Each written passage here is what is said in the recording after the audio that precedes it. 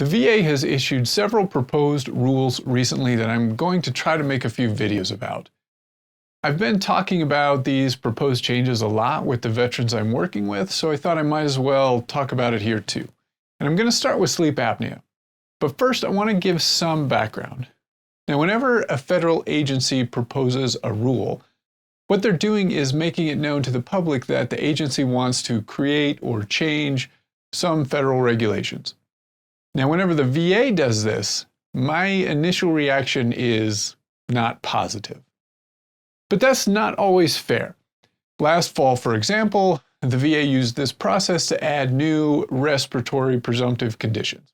And it sounds like they're about to do it again, using the same process to add some respiratory cancers to the presumptive conditions list. But this video is about sleep apnea, so let's get back to that. Now, the VA published this proposed rule change on February 15th of this year. And they are proposing to modernize the rating criteria for sleep apnea. The VA's stated goal is to give veterans a rating that is more in line with the earning impairment caused by sleep apnea. Now, I probably need to pause and say that if you dig into the purpose of VA disability as set up by Congress, then the VA disability is supposed to compensate veterans for their reduced earning capacity as a result of their service-connected disabilities. So, for the VA to change up sleep apnea ratings to better align with earning impairment is well within the scope of what the VA is supposed to do. So I have no problem with what the VA is saying it's trying to accomplish and why they are trying to accomplish it. I do, however, have a very big problem with how the VA is going about these changes to the sleep apnea rating. To break this down, currently sleep apnea has 4 rating levels: 0, 30, 50, and 100. Now, the VA's criticism of this rating scale, as they've said in this proposed rule, is that it focuses too much on the treatment a veteran receives and not on the effectiveness of the treatment. Now, I have to say, I think for the most part, this criteria does cover the effectiveness of the treatment. In other words, what your current symptoms are, even after you take into account whatever the treatment is, with the obvious exception of the 50% criteria, which is just whether or not your doctor says you're required to use a CPAP. The other 3 criteria certainly could be a bit more descriptive to cover a broader range of things and provide more guidance to veterans and raters, but in my mind, they do capture the effects of a veteran's sleep apnea, or at least they do so a lot better than what the VA is proposing. Contrast this with the VA's proposed criteria, which again will only have 4 rating levels with a significant modification. So now there would only be 0, 10, 50, and 100%. And the description the VA uses for each criteria is vague to the point of being utterly useless for most veterans. Keep in mind that if this goes into effect, VA raters will be required to use this table to decide how to rate your sleep apnea. But this table gives them nothing to go on.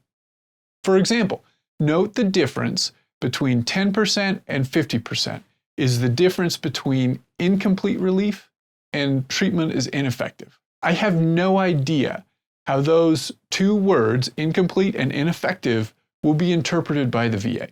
And that scares me. I can certainly imagine an argument from the VA that the word ineffective means literally that your sleep apnea treatment has had no effect, none, 0 whatsoever on your symptoms. And that is a very high bar for a veteran to prove. And it would mean anything between completely asymptomatic and no effect whatsoever from your treatment is all within a 10% rating, or is only covered by a 10% rating.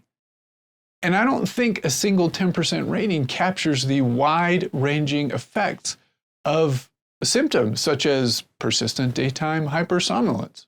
And you'll see in there that these effects are to be determined by a sleep study. But the VA doesn't explain how or what they're going to look for in the sleep study to know where a veteran falls on this scale.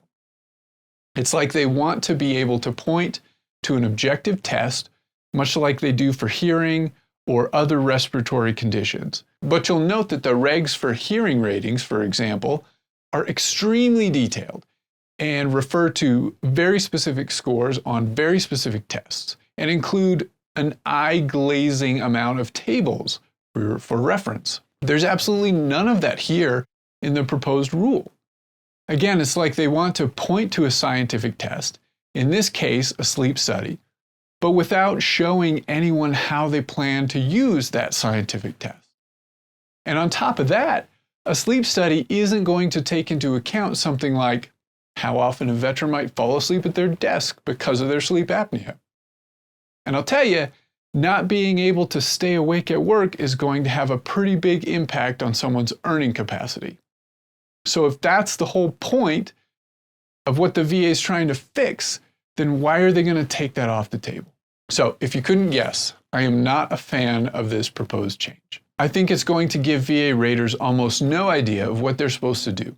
So we will see results all over the place, probably, mostly, coming down pretty hard against veterans. This lack of clarity is going to cost veterans and the VA a lot in terms of time fighting a lot of claims that they don't have to fight, if nothing else. The VA needs to take this proposed rule back to the drawing board. And the real issue the VA needs to work on in terms of sleep apnea is some guidance for raters and CMP examiners on when and how it should be service connected, particularly on a secondary basis.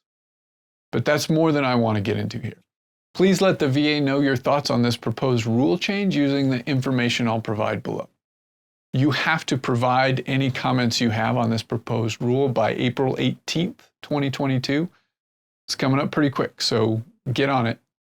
And as always, if you'd like me to help you with your VA claim, you can reach out to me through the links below. I'm Al Walsh, a veteran who likes to help other veterans. Thanks for watching.